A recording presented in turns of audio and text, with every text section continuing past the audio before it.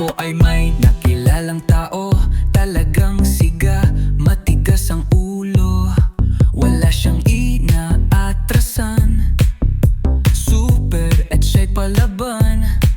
Lahat ata ng tao takot sa kanya, gumagapang kilabot tuwing siya'y makita. Marami-rami na rin siyang natimbog, kahit sinong matapang sa kanya'y luluhod. Pag siya ay dumaan, tahimik ang daanan. Kala mo'y walang katapat, hari daw ng tapang at lakas. Isang araw may taong palaban, humarap sa kanya, hinamon ng tapang.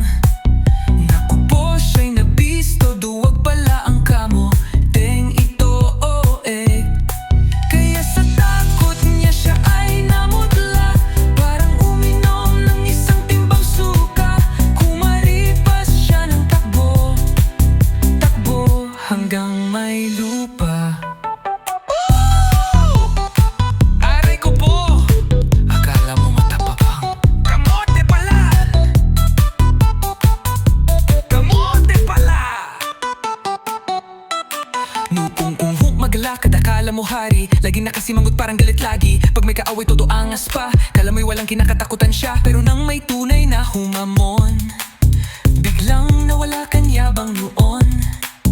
Nanginig ang tuhod na masakili-kili, di malaman kung saan sisiksik. Dalim ring, dati-rati puro yabang, ngayon takot ng masampal lang ang